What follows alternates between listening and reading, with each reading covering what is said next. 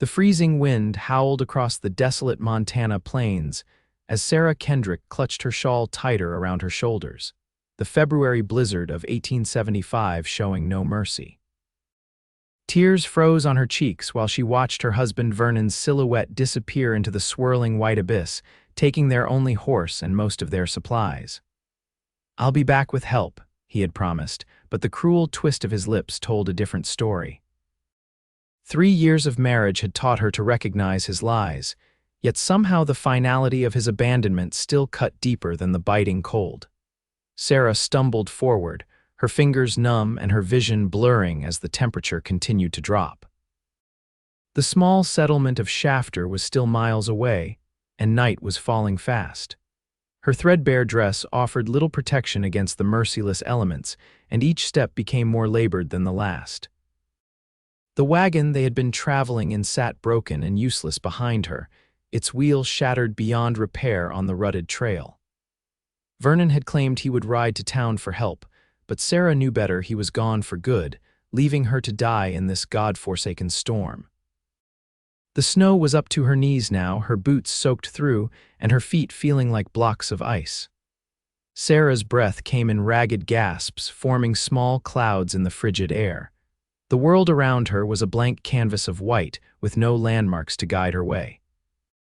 She had lost all sense of direction, wandering blindly in what she hoped was the path to town. Her thoughts turned to her mother, who had warned her against marrying Vernon. "He's got wanderlust in his eyes and cruelty in his heart," she had said. Sarah wished now she had listened. Just as her legs finally gave way beneath her, Sarah caught sight of a faint orange glow in the distance. She blinked, certain it was a hallucination born of desperation. But the light remained, flickering steadily against the darkening sky. With renewed determination, she forced herself forward, each step an excruciating effort. The light grew closer, revealing itself to be a small cabin nestled against a stand of pine trees. Smoke curled from the chimney, promising warmth and salvation. Sarah collapsed against the rough-hewn door, her frozen fist barely making a sound as she attempted to knock.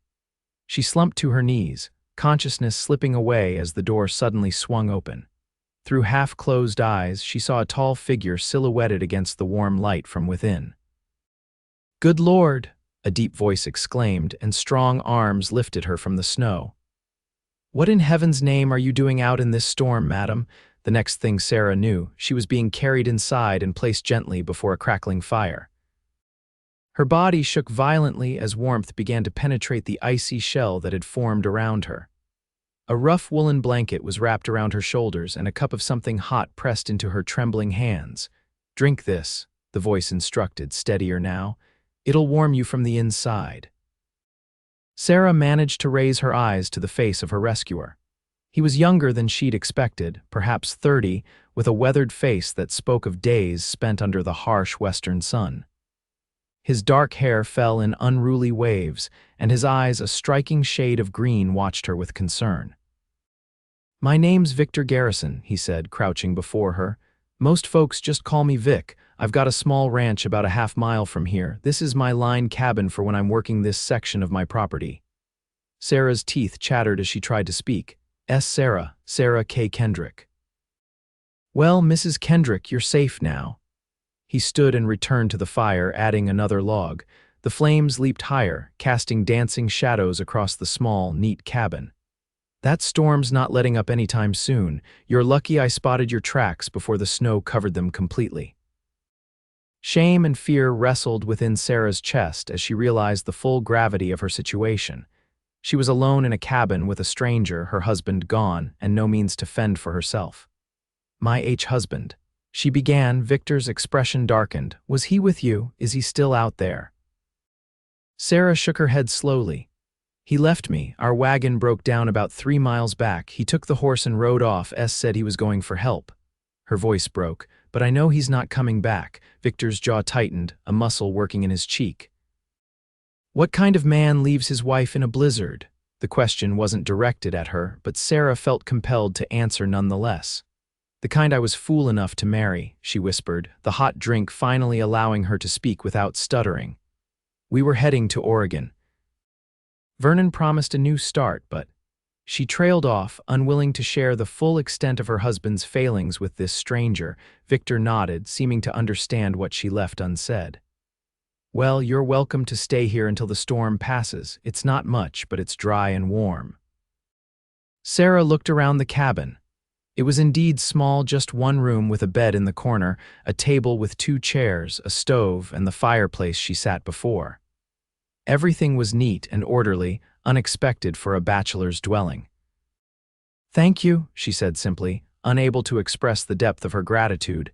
Victor busied himself with preparing a simple meal, giving Sarah time to collect herself. The savory smell of beans and bacon soon filled the cabin, making her stomach growl audibly. She hadn't eaten since morning, and even then, it had been only a hard biscuit and jerky. "Hope you're hungry," Victor said, placing a tin plate before her. "It's nothing fancy, but it'll stick to your ribs." Sarah ate gratefully, the hot food reviving her further. As strength returned to her limbs, so did the full realization of her predicament.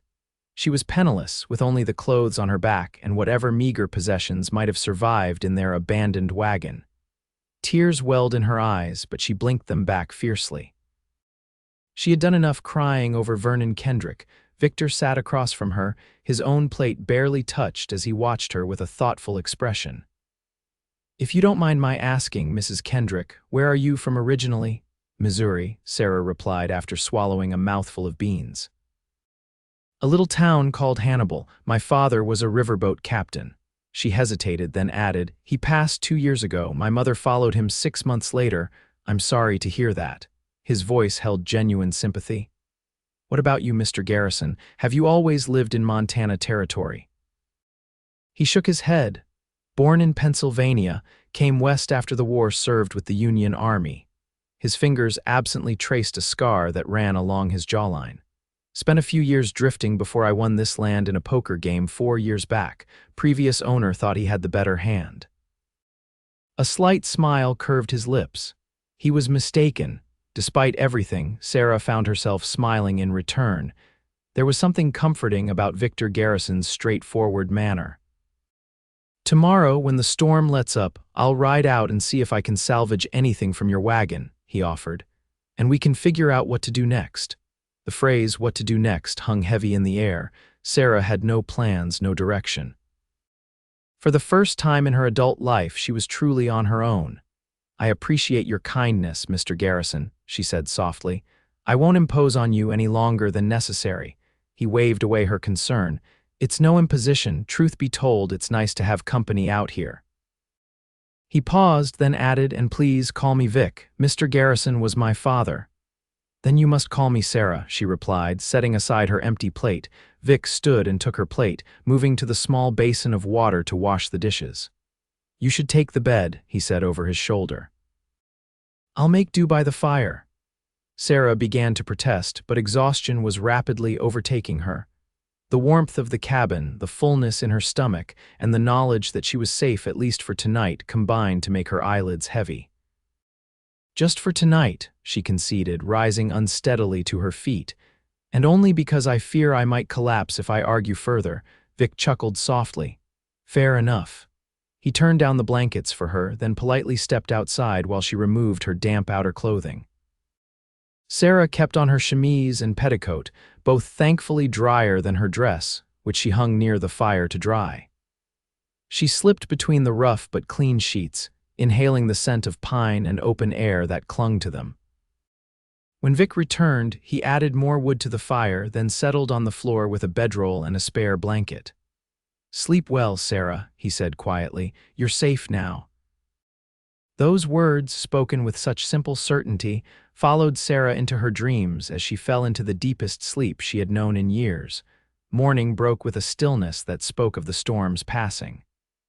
Sarah woke to find Vic already up, stoking the fire and brewing coffee. Sunlight streamed through the small window, reflecting blindingly off the pristine snow outside. "Good morning," he greeted her. "Coffee's almost ready. How are you feeling?" Sarah sat up, taking stock of her body. Her muscles ached from the exertion of the previous day, but the bone-deep cold was gone. "Better," she answered honestly. Though I suspect I'll be sore for days to come, Vic nodded, pouring coffee into a tin cup and bringing it to her. Drink this, I've got some biscuits warming too. Sarah took the cup gratefully, noticing that her clothes had been neatly folded and placed on a chair near the bed. They were dry now, and even seemed to have been brushed clean. She felt a rush of gratitude toward this quiet, considerate man. Thank you, she said, the words seeming wholly inadequate. For everything, he shrugged, looking slightly uncomfortable with her gratitude. Anyone would have done the same. No, Sarah said firmly, not anyone, not even my husband, as it turns out. Vic's expression hardened momentarily before he turned away. I'll step out while you dress. Take your time. Once dressed, Sarah felt more herself again. She joined Vic at the small table where he had laid out a simple breakfast of biscuits, honey, and more coffee. They ate in companionable silence for a few minutes. I'll ride out to your wagon after breakfast, Vic said finally. The snows stopped and the sun should melt enough to make the trail passable. Is there anything in particular you need me to look for? Sarah thought of the few possessions she had managed to bring from Missouri.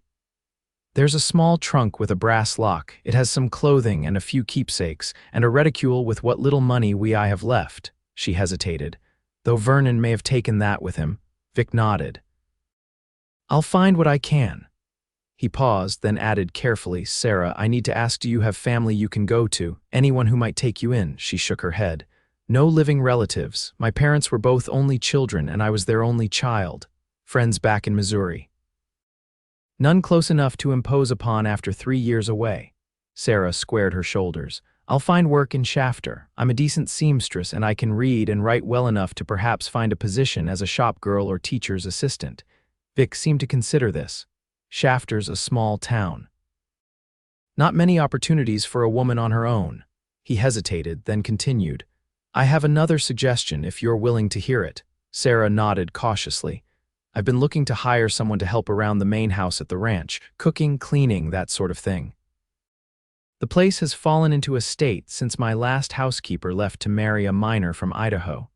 He cleared his throat.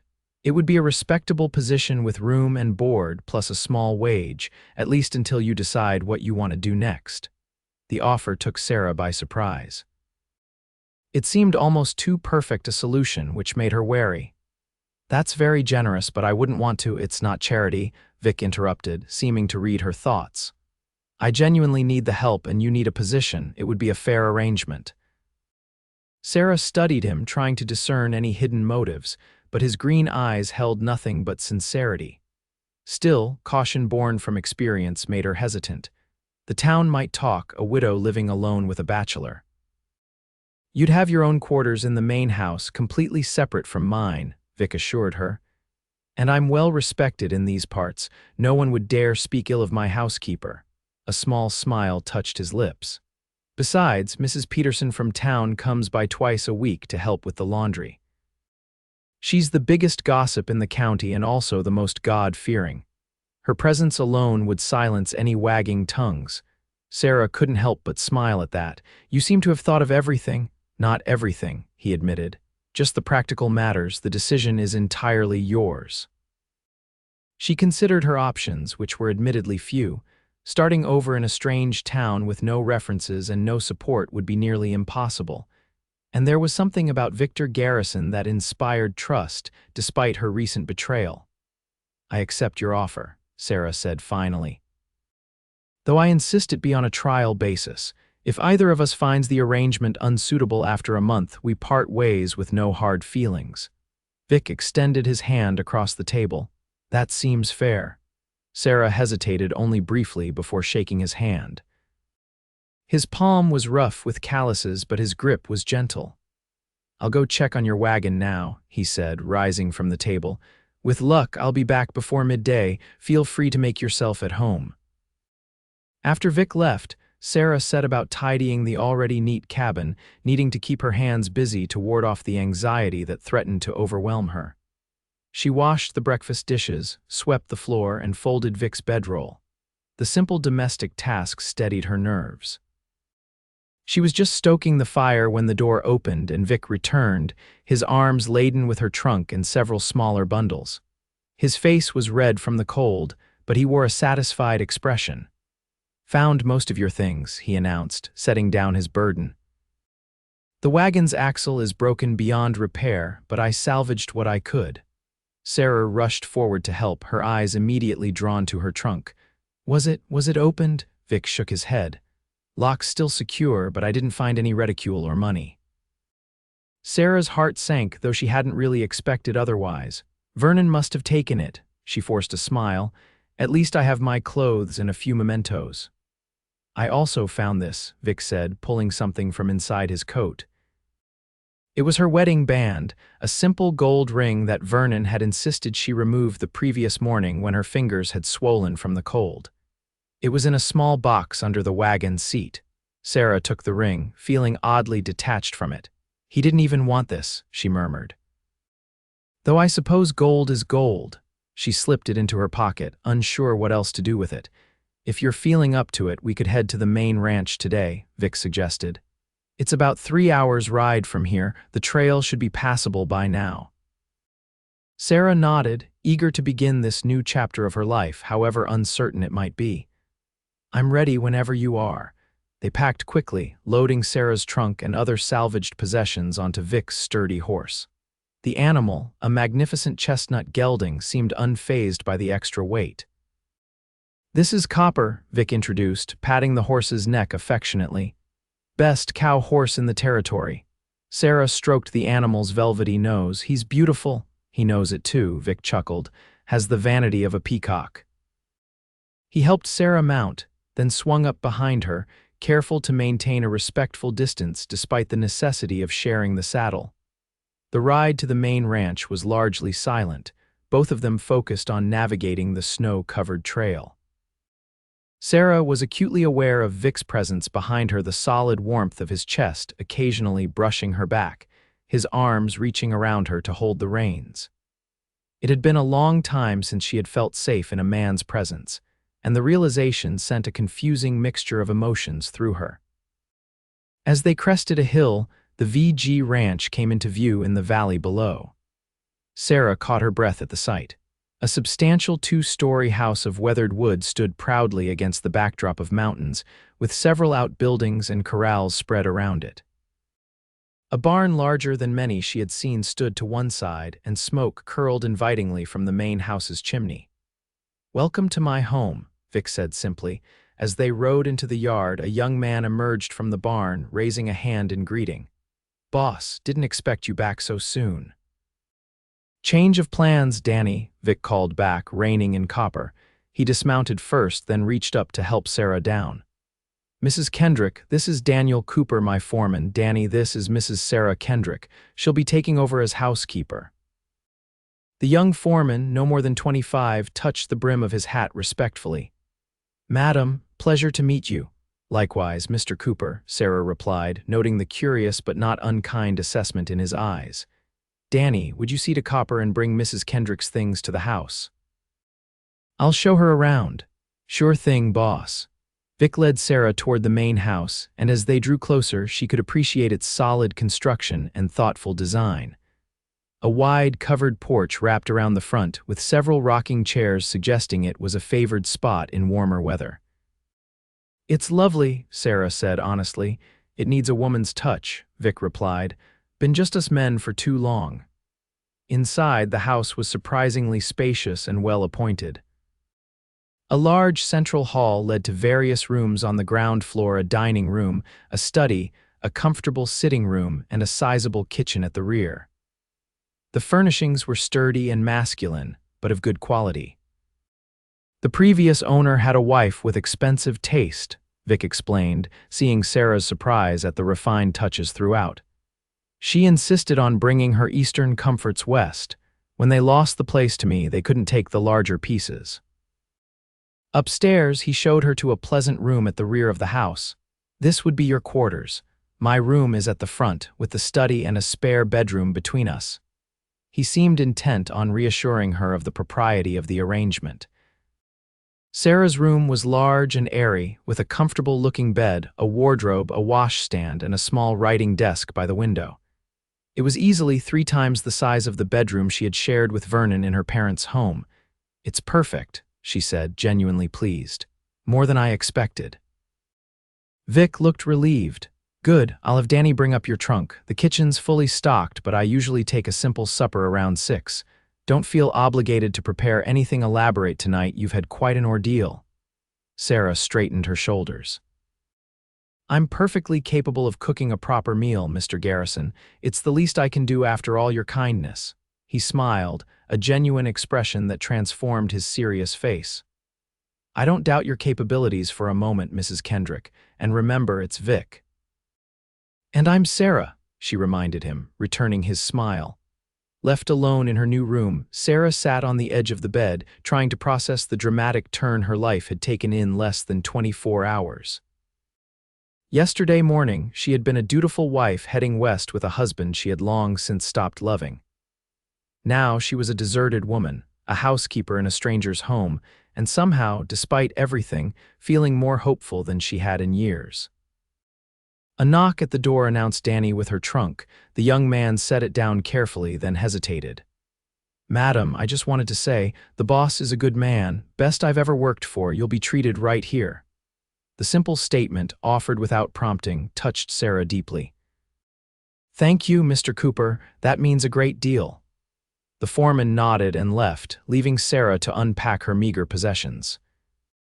She placed her few dresses in the wardrobe, arranged her toiletries on the washstand, and carefully set out the precious mementos she had brought from home, a daguerreotype of her parents, a small porcelain figurine her father had brought from China, and a well-worn copy of Pride and Prejudice that had been her mother's favorite. As she organized her new space, Sarah found herself reflecting on her marriage. Vernon had swept into Hannibal like a whirlwind, all charm and big promises. Fresh from her parents' deaths and desperate for connection, she had fallen for his smooth words and handsome face. The first year hadn't been terrible. Vernon could be affectionate when it suited him. But as time passed, his true nature revealed itself, selfish, cruel when drunk, and perpetually dissatisfied. Oregon had been his latest scheme for fortune and happiness, though Sarah had stopped believing in his dreams long ago. Part of her felt she should mourn the end of her marriage, but all she felt was relief. Vernon's final betrayal had simply been the culmination of 1,000 smaller ones. Perhaps, she thought, this was her chance to rebuild her life on her own terms. With renewed determination, Sarah made her way downstairs to familiarize herself with the kitchen. It was well equipped with a large cast iron stove, ample counter space, and a spacious pantry stocked with flour, sugar, coffee, and other staples. A side door led to a small kitchen garden, now dormant under the snow, and a chicken coop visible in the distance promised fresh eggs. By the time 6 o'clock approached, Sarah had prepared a hearty meal of beef stew, fresh bread, and apple cobbler using ingredients she had found in the pantry and root cellar. The familiar process of cooking had calmed her nerves and given her time to adjust to her new surroundings. Vic entered the kitchen just as she was laying out bowls on the table.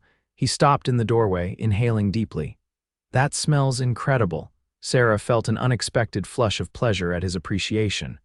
"I hope it tastes as good as it smells. I found everything I needed in the pantry." "I'm sure it will be delicious." He moved to wash his hands at the basin. "Danny will be joining us if that's all right. He usually takes his evening meal here."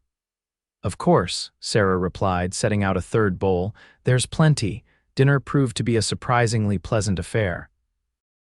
Danny, once his initial shyness wore off, was a cheerful companion with a gift for storytelling.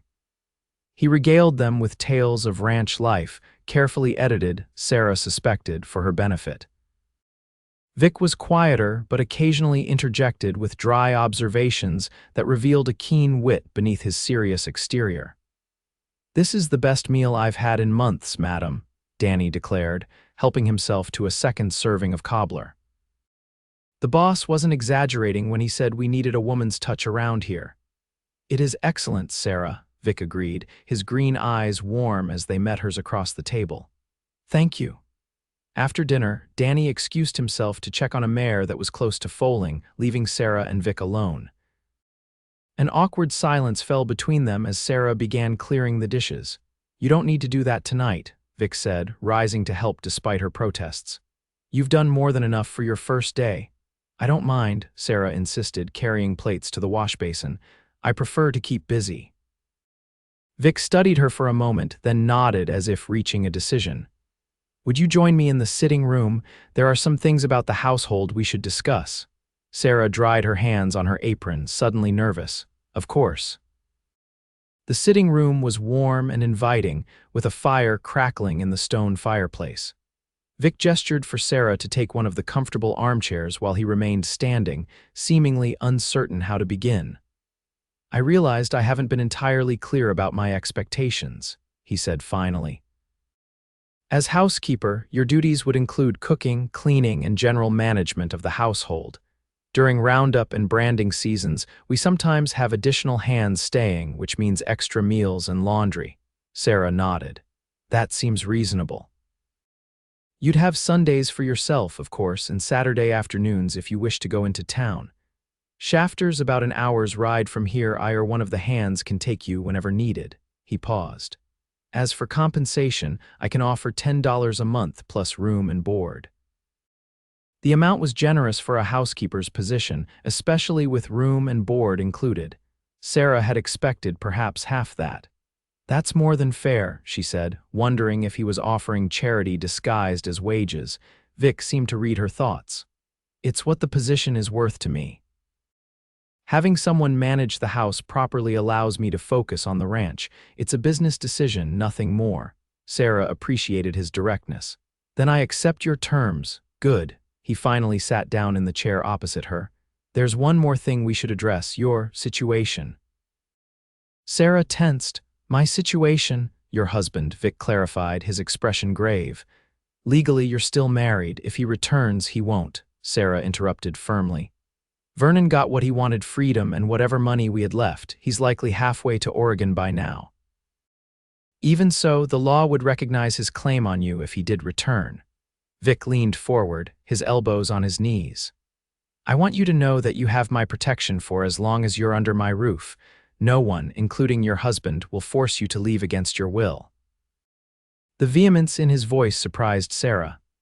Thank you, but I wouldn't want to put you in a difficult position. Vernon can be unpredictable when crossed." A hard smile crossed Vic's face. "I've faced worse than an unpredictable husband, I assure you." The scar along his jawline seemed to stand out more prominently in the firelight. "But let's hope it doesn't come to that." Sarah nodded, both comforted and unsettled by his protective stance. "Yes, let's hope."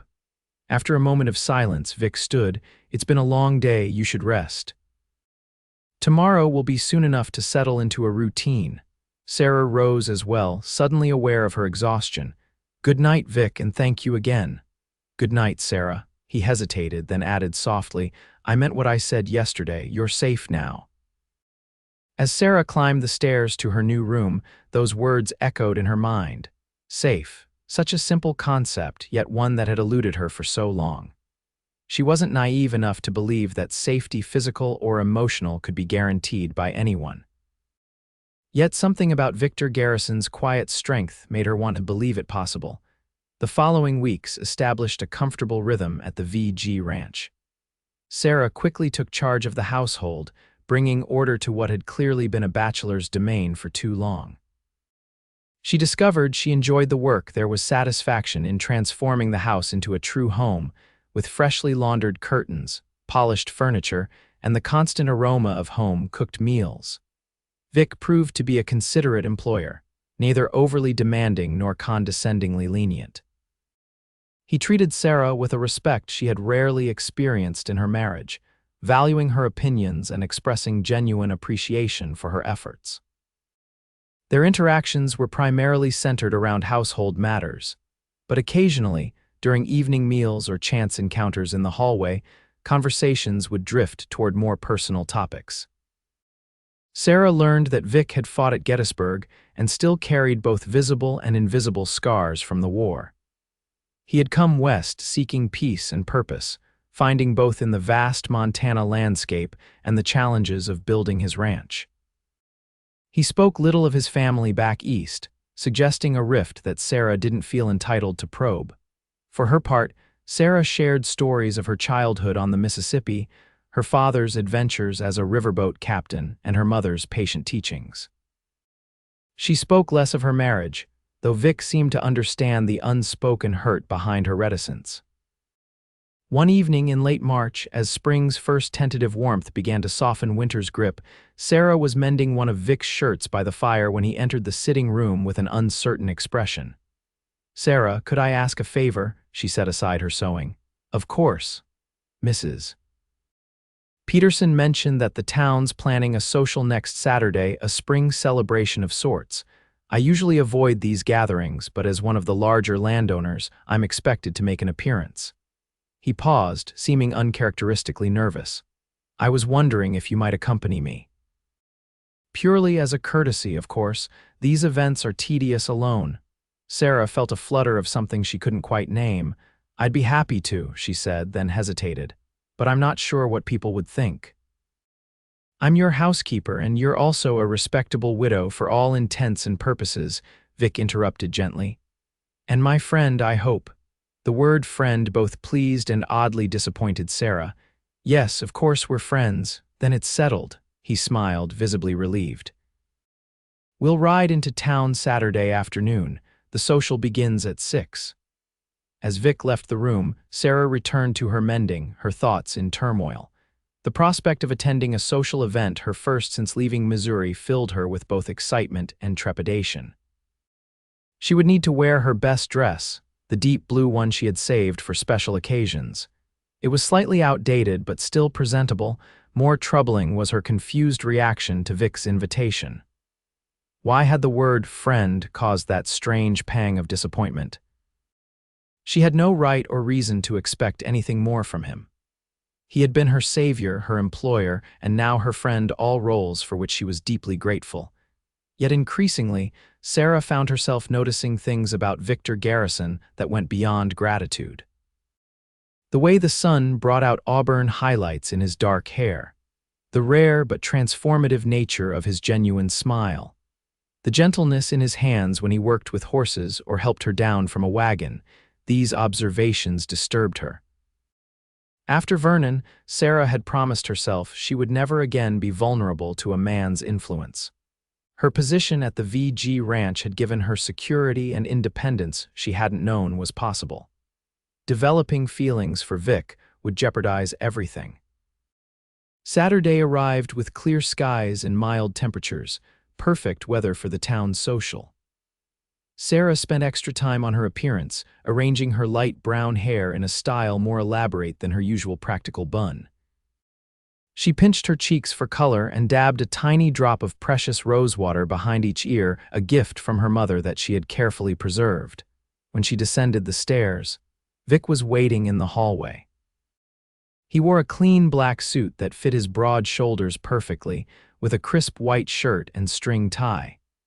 He looked so different from his usual ranch attire that Sarah faltered momentarily on the steps. Vic's expression as he looked up at her made her heart skip. "You look beautiful, Sarah," he said simply. "Thank you," she replied, feeling heat rise to her cheeks.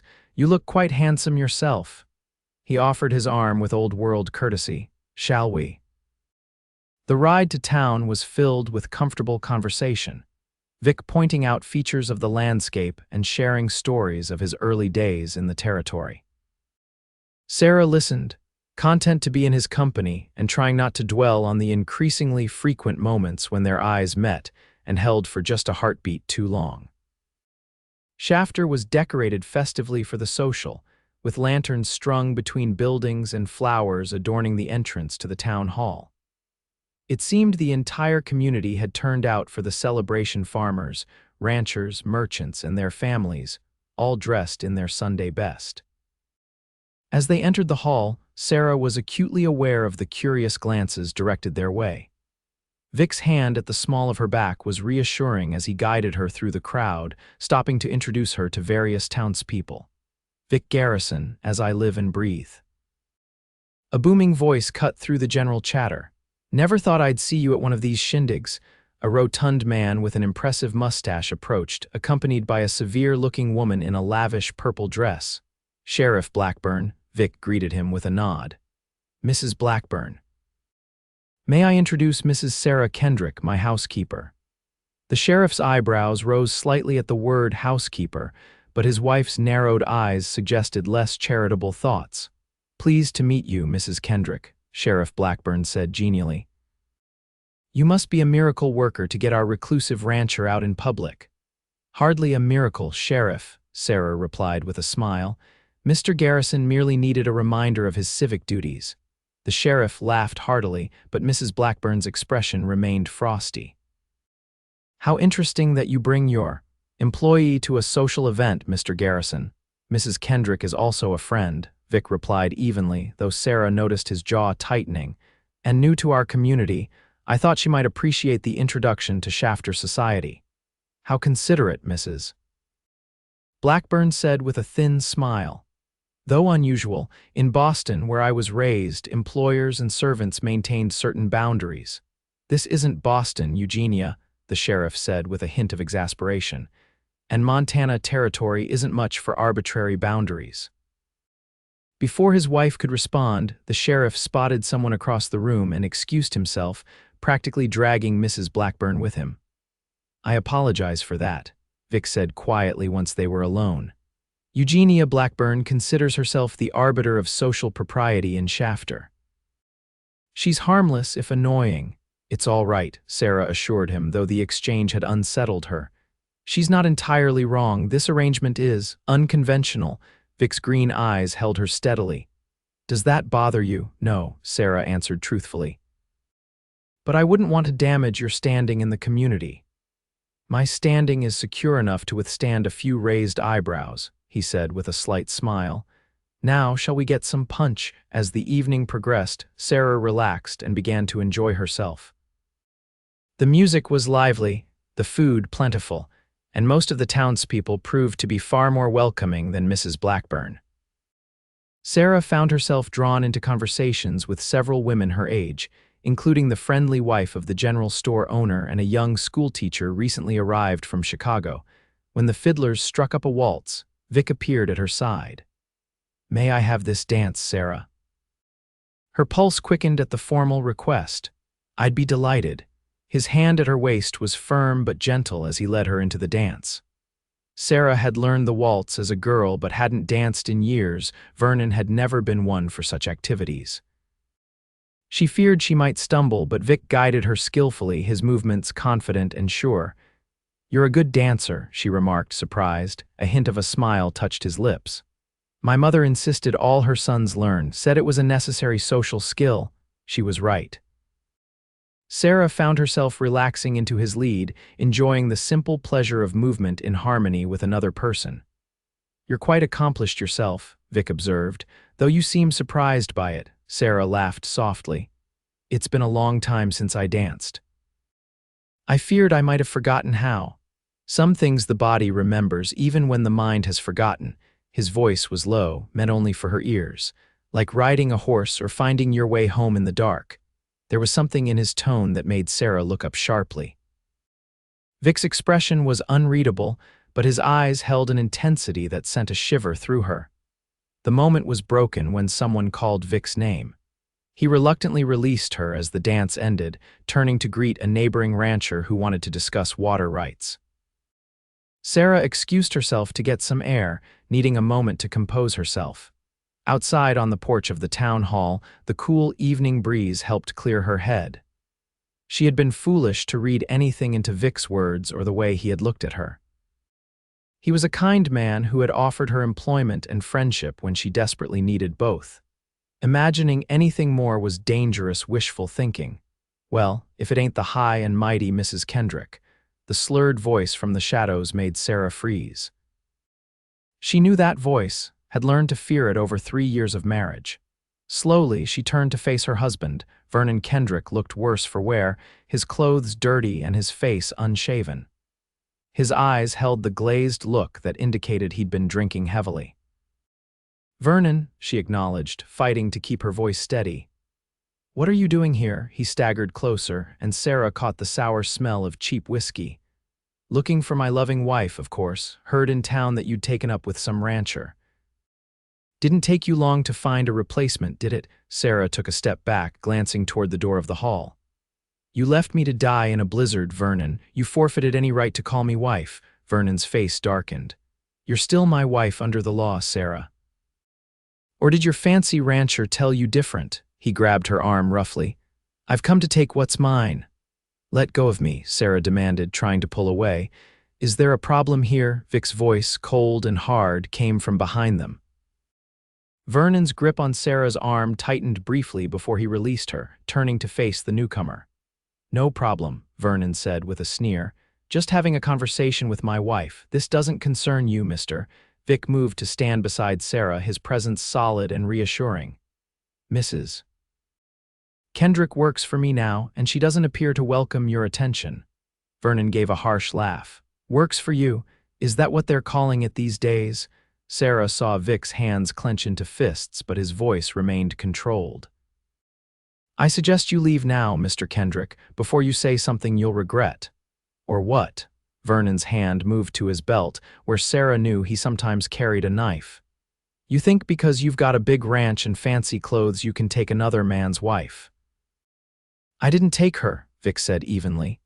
You abandoned her in a deadly storm, left her to die while you rode away with her money and possessions. Vernon's face contorted with anger.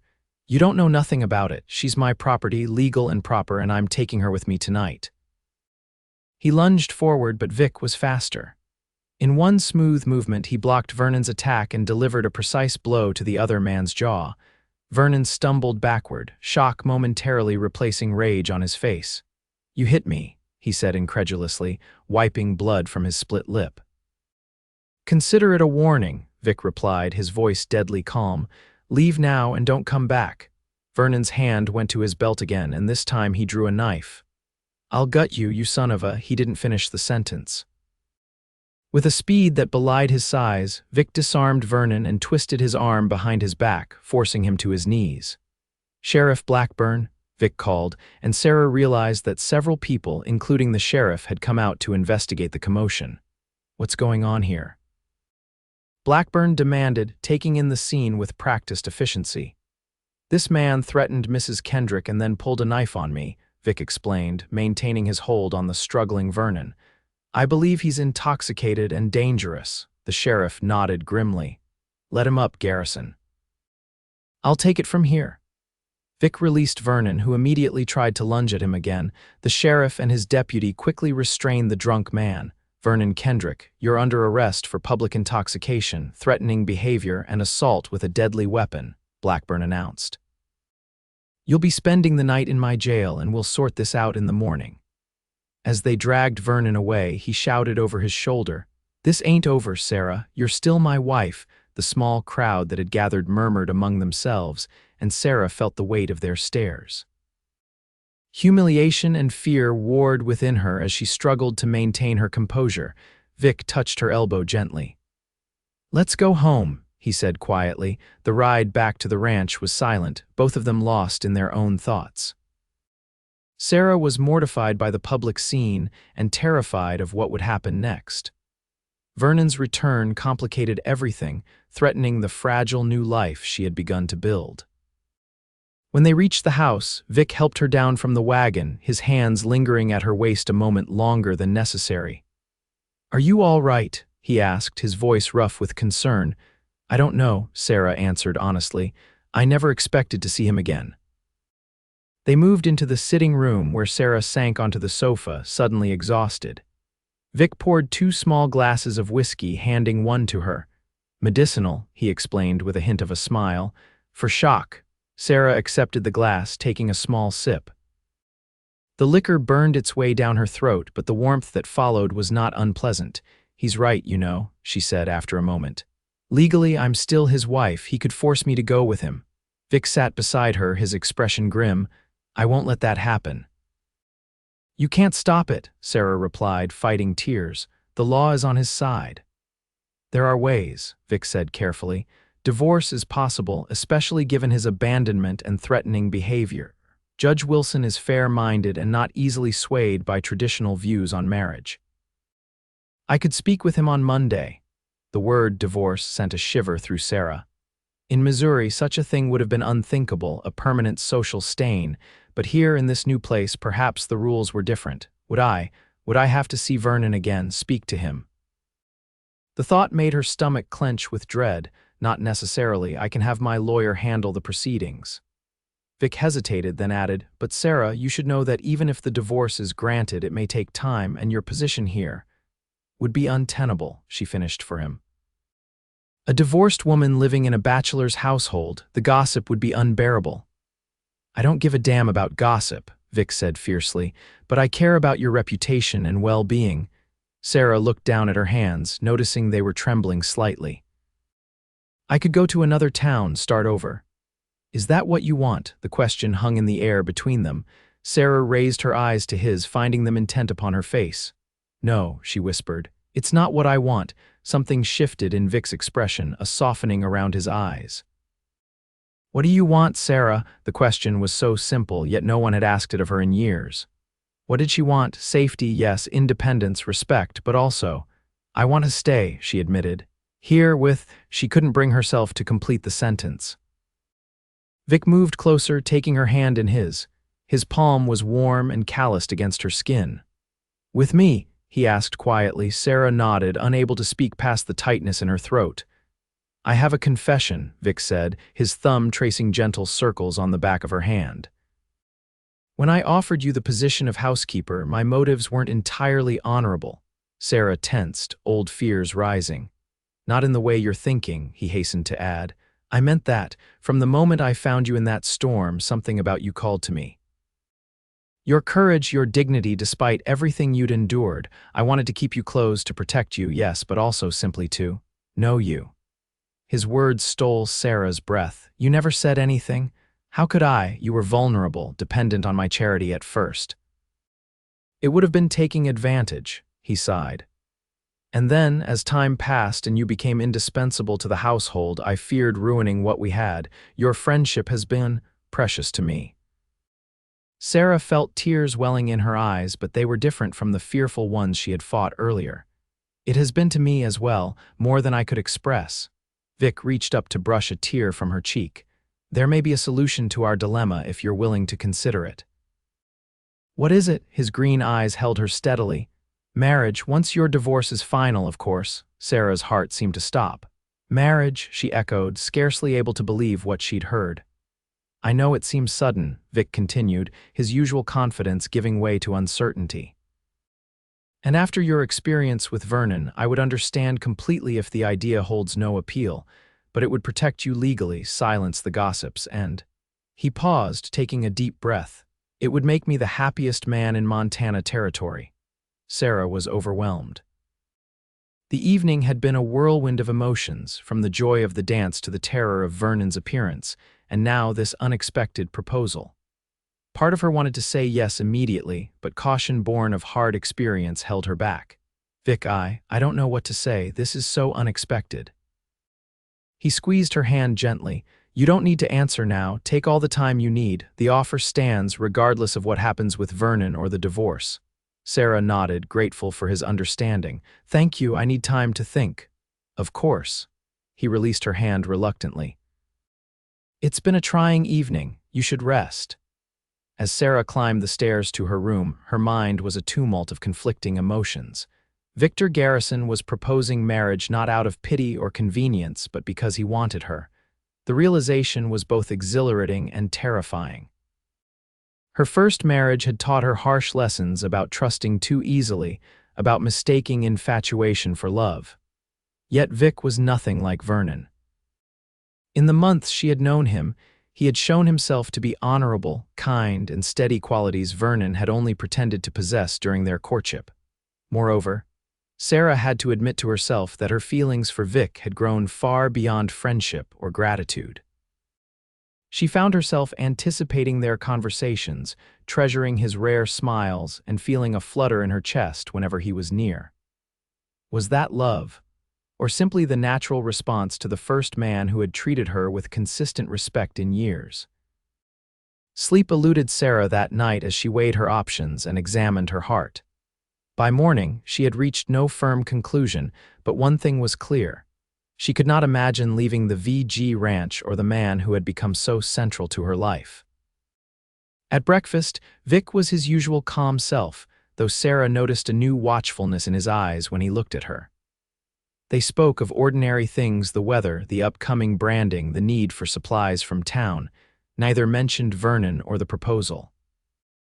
After the meal, Vic announced he was riding into town to speak with Sheriff Blackburn and Judge Wilson. "I won't be back until evening. Will you be all right here alone?" "Of course," Sarah assured him. "Danny and the other hands are nearby if I need anything." Vic nodded, seeming reluctant to leave. "Bolt the doors, just in case. I don't expect Vernon to cause trouble so soon, but it's better to be cautious." After he left, Sarah threw herself into her household duties with unusual vigor, hoping physical activity would help clear her mind. She beat rugs, polished silver, and baked enough bread to feed the ranch for days. The familiar tasks were soothing, allowing her thoughts to settle into a semblance of order. By mid-afternoon, Sarah had reached a decision. If Vic could secure a divorce for her, if freedom from Vernon was truly possible, then yes, she would marry Victor Garrison. Not out of gratitude or necessity, but because in his presence she felt a rightness, a sense of belonging that had eluded her all her life. The realization brought a sense of peace. Whatever challenges lay ahead, Vernon's resistance, social disapproval, the inevitable adjustment of building a life together, they would face them as partners. Sarah was arranging flowers in the sitting room, humming softly to herself, when a noise at the back door startled her. Remembering Vic's warning, she moved cautiously through the house, relief washing over her when she recognized Danny's voice calling her name. She unbolted the door to find the young foreman looking agitated. "Mrs. Kendrick, there's trouble. Kendrick's escaped from the jail. Sheriff's got men looking for him, but the boss sent word for me to stay close to the house until he gets back." Sarah's momentary peace shattered. "When did this happen?" "About an hour ago, from what I gather. One of the hands was in town and brought the news." Danny shifted uncomfortably. "Boss also said to tell you to stay inside with the doors locked. He's on his way back now." "Thank you, Danny," Sarah said, working to keep her voice steady. "I'll be careful." After bolting the door again, Sarah moved through the house, checking that all windows and doors were secured. Her hands trembled slightly as she worked, but she refused to give in to panic. Vernon was unpredictable and vindictive, but he was also a coward at heart. He wouldn't risk confronting Vic directly, not after last night's encounter. Still, as the afternoon shadows lengthened into evening, Sarah found herself growing increasingly anxious. She had lit the lamps and was pacing the sitting room when she heard the unmistakable sound of breaking glass from the kitchen. Fear froze her momentarily, then galvanized her into action. Moving silently to Vic's study, she retrieved the loaded revolver he kept in his desk drawer. He had shown her how to use it weeks ago, just in case, though neither had expected the precaution would be necessary. The weight of the weapon was unfamiliar in her hand as she moved cautiously toward the kitchen. Sarah had never fired a gun at a person and prayed she wouldn't have to now, but if Vernon threatened her, she would defend herself. The kitchen was dark, the lamp she had left burning now extinguished. Glass crunched underfoot as Sarah entered, the revolver held before her in both hands. "I know you're here, Vernon," she called, straining to see in the dim light filtering through the broken window. "Sheriff Blackburn is looking for you. You're only making things worse for yourself." A shuffling sound came from near the pantry, then Vernon's voice, slurred but menacing. "Look at you playing the fine lady in this big house. Didn't take you long to find yourself a rich man, did it? Leave now, Vernon," Sarah said firmly, though her heart raced. "I don't want to hurt you." A harsh laugh was her answer. "You hurt me, that's rich, Sarah. You never had the spine to stand up to me before. Things have changed." She raised the revolver higher. "I've changed." Vernon stepped into a patch of moonlight streaming through the window, and Sarah saw he was holding a kitchen knife. His face was bruised from his encounter with Vic, his eyes wild with a combination of drink and desperation. "Put down the knife, Vernon," Sarah commanded, surprised at the steadiness of her own voice. He took a step toward her. You think you can shoot me, your own husband, if I must. Sarah cocked the hammer, the sound unnaturally loud in the quiet kitchen. Don't test me. Something in her tone must have convinced him she was serious. Vernon hesitated, then slowly lowered the knife to the table beside him. Fine, but you're still coming with me. I've got a horse waiting outside. We'll be long gone before your rancher gets back. I'm not going anywhere with you, Sarah said. Our marriage is over, Vernon. It has been since the moment you rode away and left me to die. Vernon's face contorted with rage. You don't get to decide that. You made vows, Sarah. Till death do us part, remember? I remember, Sarah replied quietly. I also remember promising to love and cherish you, which became impossible when I saw who you truly are. You self-righteous bitch, Vernon snarled, taking another step forward despite the gun. You think you're too good for me now, because you've been warming a rich man's bed. The crude accusation stung, but Sarah refused to be baited. Stop right there, Vernon, I won't tell you again. He ignored her warning, moving closer. What are you going to do, Sarah? Shoot me. You don't have the sound of the front door bursting open interrupted him. Heavy footsteps pounded through the house, and then Vic was in the doorway, his own gun drawn, Danny right behind him. Step away from her, Kendrick, Vic ordered, his voice like steel. Vernon froze, caught between Sarah's revolver and Vic's more experienced aim. For a tense moment, Sarah thought he might lunge for the knife again, but something in Vic's expression must have convinced him of the futility of resistance. This isn't over, Vernon muttered, raising his hands slowly. It is for tonight, Vic replied.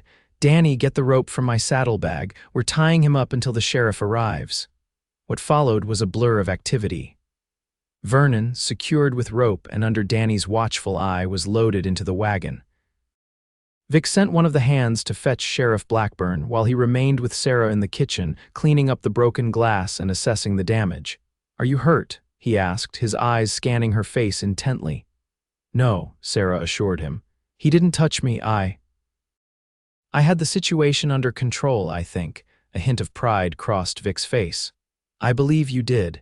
You're a remarkable woman, Sarah Kendrick. The compliment warmed her despite the lingering fear from Vernon's intrusion. What will happen to him now? Judge Wilson was already inclined to grant your divorce given the circumstances. After this, Vic shook his head. Vernon's facing serious charges, jail time in Bozeman most likely. Relief washed over Sarah. So it's really possible, the divorce? Yes. Vic hesitated, then added softly, which brings us back to our conversation from last night. Sarah took a deep breath, suddenly certain. I've been thinking about your proposal all day. And his expression was carefully neutral, though Sarah could see the tension in his shoulders. My answer is yes, she said simply, if you still want me. The transformation of Vic's face was immediate and profound. Joy erased the grim lines of worry, making him look younger and more vulnerable than Sarah had ever seen him. If I still Sarah, I've never wanted anything more in my life. He reached for her then, drawing her into his arms with a gentleness that belied his strength. Sarah went willingly, feeling for the first time the full protection and comfort of his embrace. I should warn you, she murmured against his chest, that I'm not entirely sure what I feel is love. I care for you deeply, respect you, trust you, but love has been such a foreign concept in my life for so long. Vic pulled back slightly to look into her eyes. What you've described sounds remarkably like love to me, he said with a small smile, but we have time, Sarah. All the time in the world for your feelings to grow and change. I can be patient. Sarah reached up to touch his face, tracing the scar along his jawline with gentle fingers. You've been patient enough, waiting months to speak your mind, rescuing me from storms both literal and figurative. He turned his head to press a kiss to her palm. It wasn't patience so much as uncertainty. I feared you would never see me as more than your employer, your protector.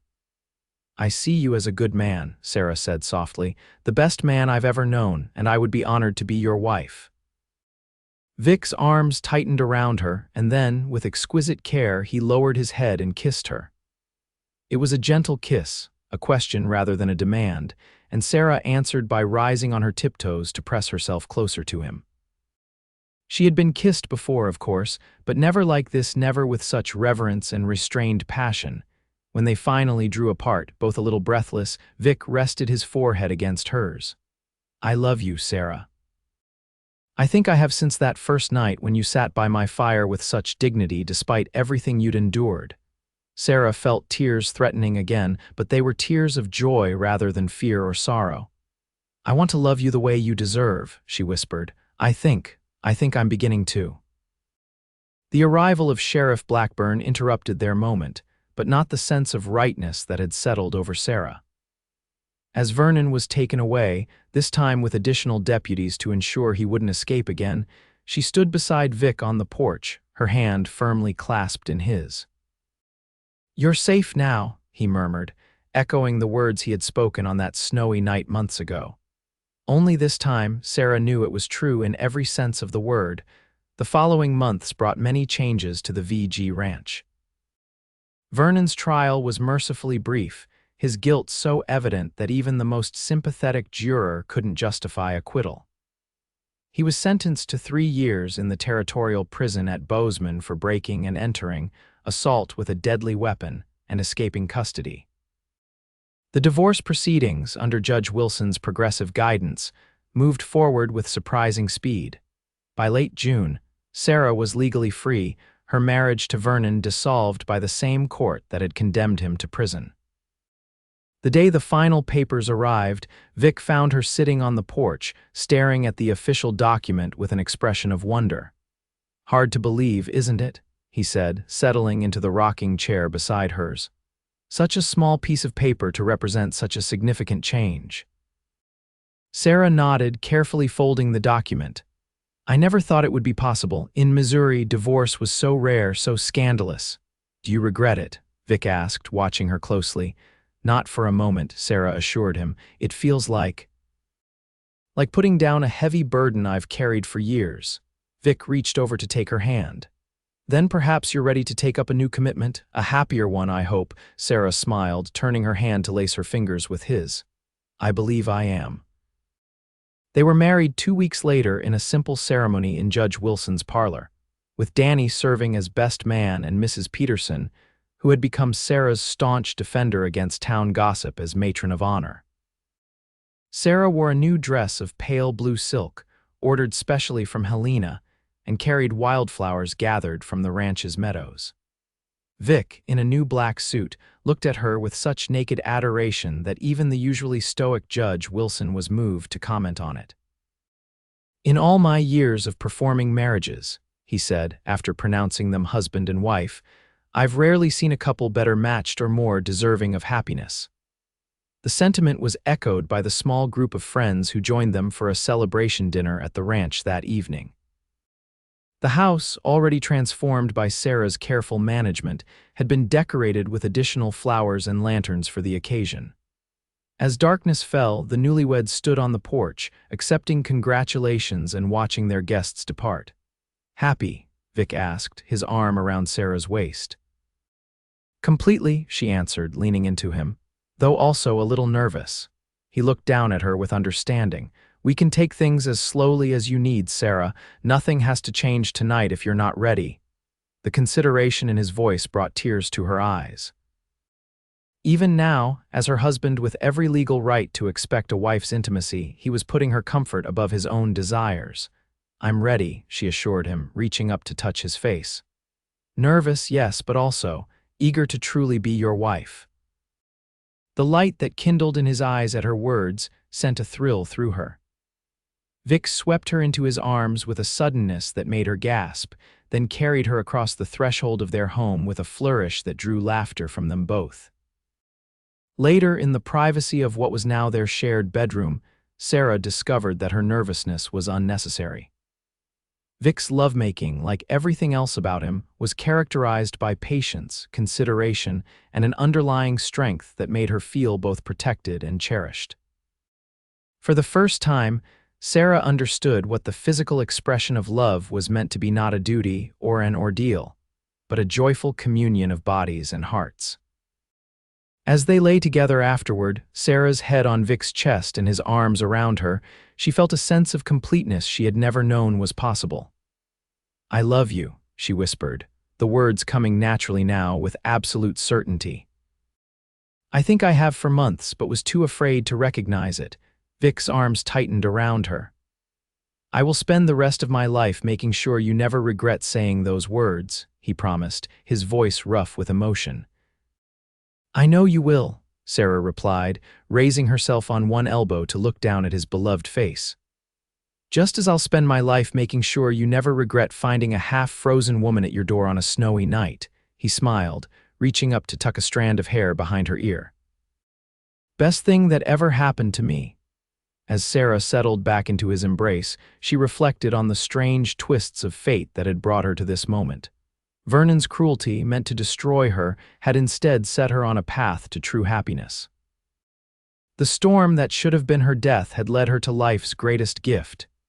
"You're safe now," Vic had told her that first night, and in his arms, Sarah knew it was finally, completely true. Over the years that followed, the VG Ranch flourished under the joint stewardship of Victor and Sarah Garrison. The modest Operation Vic had won in a poker game grew to become one of the most respected cattle ranches in Montana Territory, known for its fair business practices and the quality of its stock. A year after their wedding, Sarah gave birth to their first child, a son they named Thomas after Vic's father. 2 years later, a daughter, Elizabeth, joined the family, followed by another son, James, in 1880. The children grew strong and healthy in the clear Montana air, surrounded by the love of their parents and the vast beauty of the land they would one day inherit. Sarah's transformation from abandoned wife to confident ranch mistress became something of a legend in Shafter. She managed the household with quiet efficiency, kept the books for the ranch with meticulous attention to detail, and even learned to ride and shoot with impressive skill.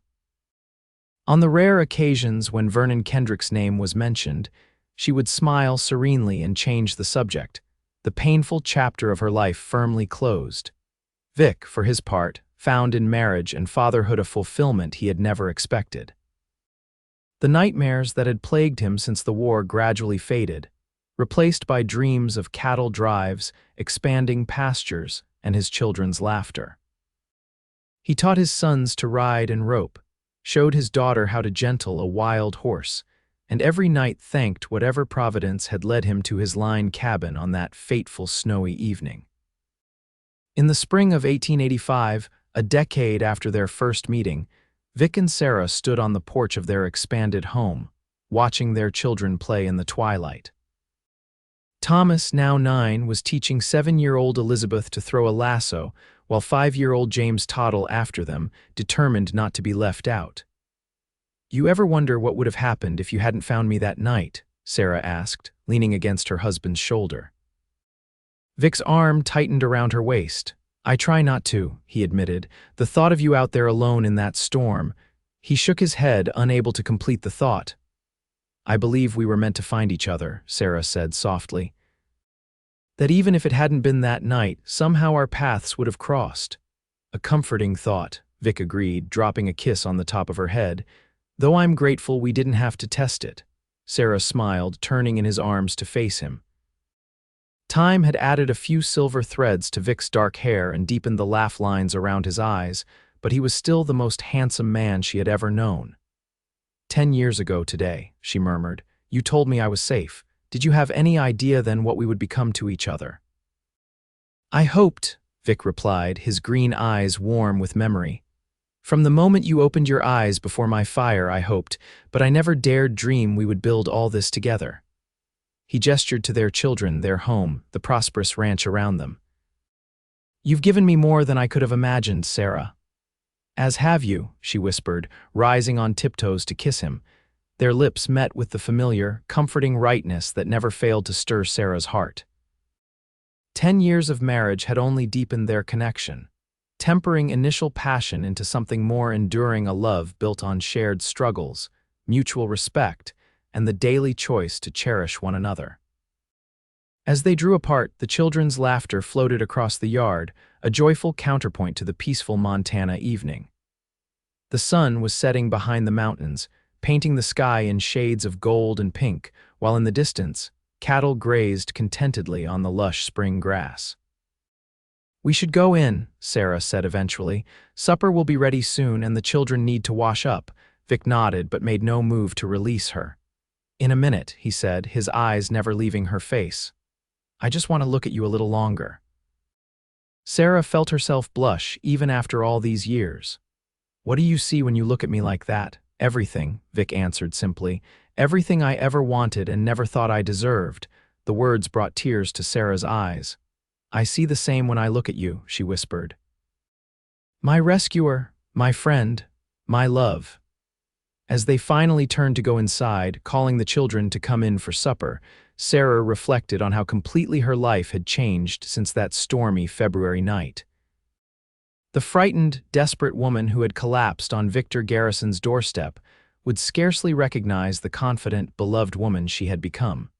She had been safe from the moment Vic built that fire and spoke those reassuring words. But safety, Sarah had discovered, was only the beginning of what they would find together. Beyond safety lay joy, partnership, passion, and a love that continued to grow with each passing year, a love that had transformed not just her circumstances, but her very self. That night, with their children asleep and the ranch quiet around them, Sarah and Vic sat before their own fireplace, hands intertwined as they planned for the future: more cattle, perhaps a horse breeding operation, Thomas's education back east when he was older. Ordinary dreams made extraordinary by the fact that they would face them together, as they had faced everything since the night a storm had brought them to each other. "I love you, Victor Garrison," Sarah said as they finally rose to go to bed. "Today, tomorrow, and for all the days were granted." "And I love you, Sarah Garrison," he replied, gathering her close. "More with each passing day." As they climbed the stairs to their bedroom, Sarah glanced back at the dying embers in the fireplace, remembering another fire on another night, the one that had marked the beginning of her journey home. A journey not to a place, but to a person. To the man who had saved her in every way a person could be saved, and whom she had saved in return. They were both home now, and they were both safe. And in the warmth of that knowledge, they would build there forever, one day at a time.